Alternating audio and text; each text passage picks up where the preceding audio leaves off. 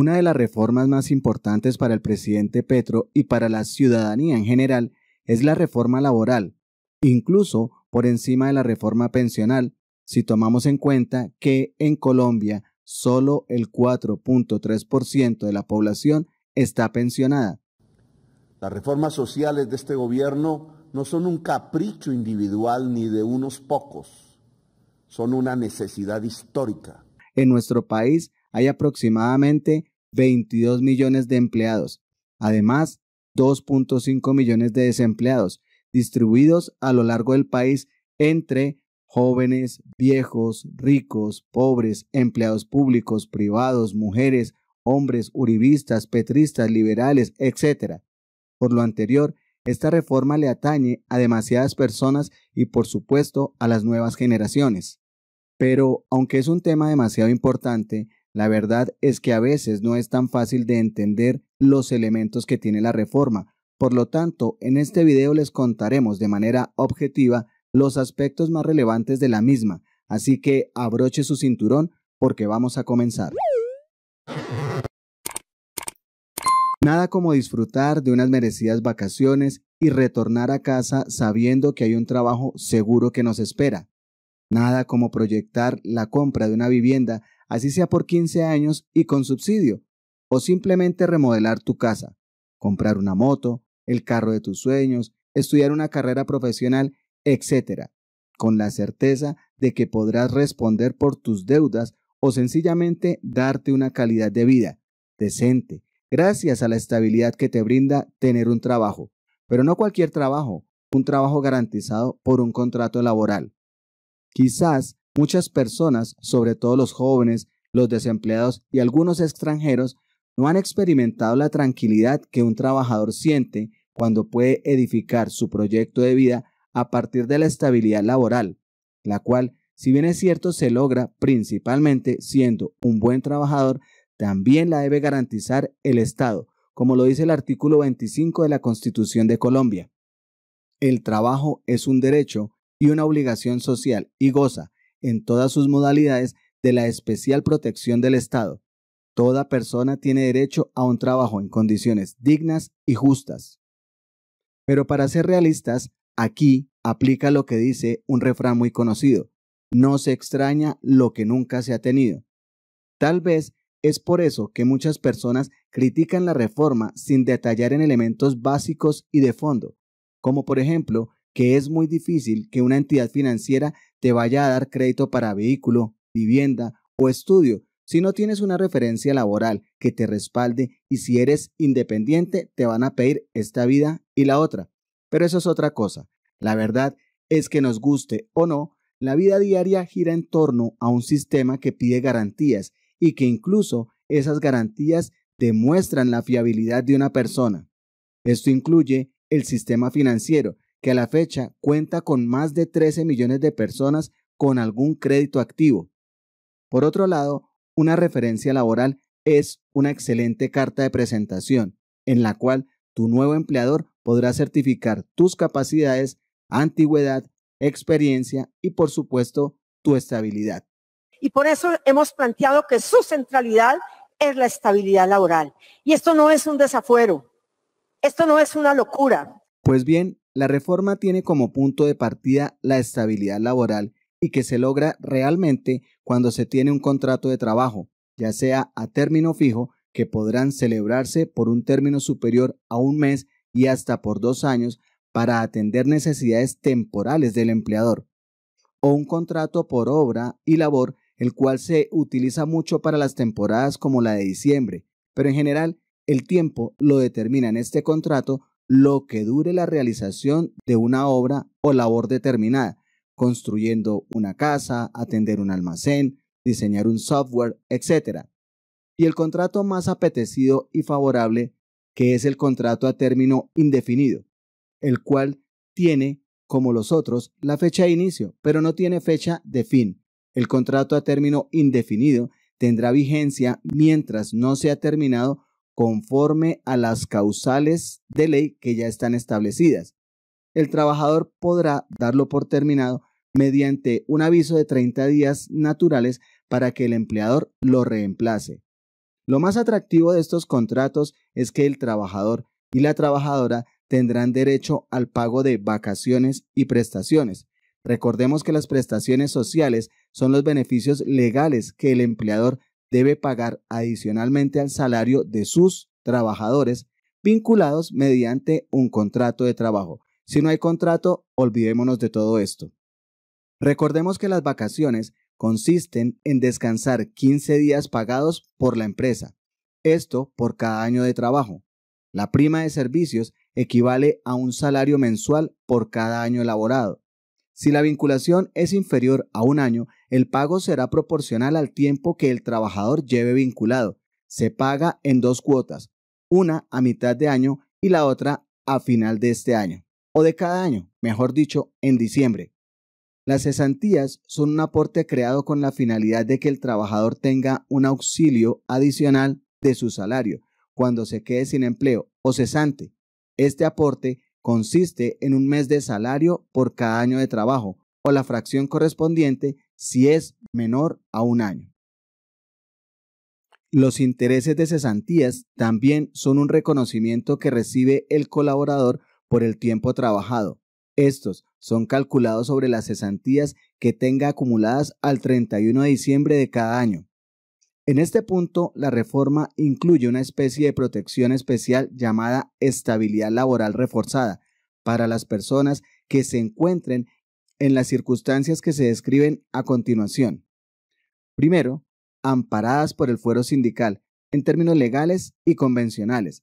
Segundo, amparadas por el fuero de salud, esto es, una afectación grave en su salud que les impida o dificulte sustancialmente el desempeño de sus labores en condiciones regulares. Tercero, personas en situación de discapacidad, es decir, aquellas que tengan una limitación física o mental. Cuarto, mujeres en estado de embarazo y hasta los 6 meses después del parto. Quinto, prepensionados, es decir, a quienes les falten 3 años o menos para cumplir el mínimo de semanas de cotización, o cuando teniendo las semanas requeridas le falte igual tiempo para cumplir la edad de pensión. Por último, recordemos que en la actualidad, cuando se termina el contrato, cualquiera que éste sea, te van a dar algo que se llama liquidación, en la cual se paga lo que tengas en vacaciones, cesantías, sueldos, etc. En otras palabras, no te vas con una mano adelante y otra atrás. Cuando a mí en octubre me plantean en el Ministerio del Trabajo, en la mesa de concertación de políticas laborales y salariales, me dicen, vamos a hacer una reforma laboral. En realidad para nosotros esa fue una muy buena noticia, porque nosotros tenemos un mercado laboral lleno de necesidades regulatorias, de necesidades de incentivos, de necesidades de tomar decisiones que nos permitan reducir el desempleo, que nos permitan darle más cobertura social a los trabajadores, que nos permitan reducir la informalidad y que nos permitan, como dice el presidente Petro, aumentar la productividad laboral. Pero la reforma tiene un aspecto muy de fondo, que es la reivindicación de los derechos y los principios que tanto leemos en la Constitución, y aunque en un país tan agresivo como el nuestro hablar de derechos pareciera poca cosa, en el resto del mundo tiene un valor muy especial. Y por eso la OIT, o sea, la Organización Internacional del Trabajo, y la ONU, Organización de Naciones Unidas, han hecho recomendaciones y han apoyado la reforma presentada. En ese sentido, la reforma, a lo largo de sus 84 artículos, toma en cuenta a los jóvenes practicantes del SENA, los institutos y las universidades que podrían tener un contrato a término fijo, con las garantías que esto implica.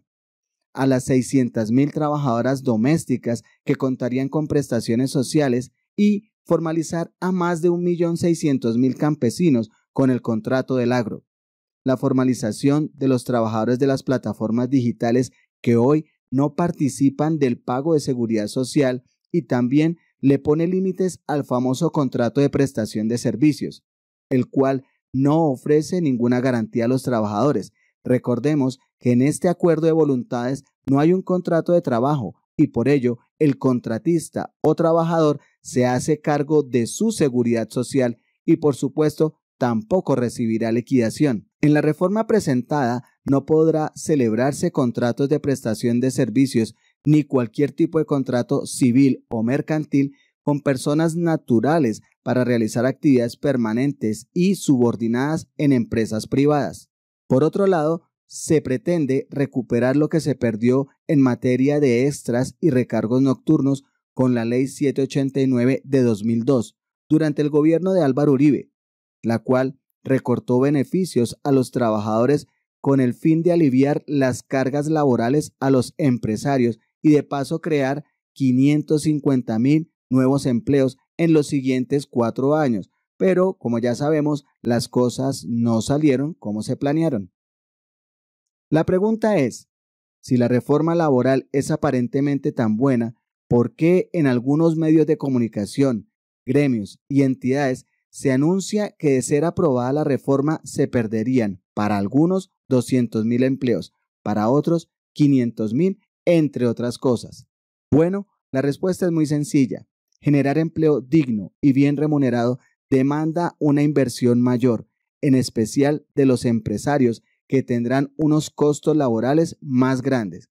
Por lo tanto, las utilidades podrían ser menores, aunque esto se puede contrarrestar aumentando el valor del precio final. Recordemos que en Colombia, hasta el 31 de marzo de 2023, según Confecámaras, hay registradas más de 2.161.000 empresas, divididas así.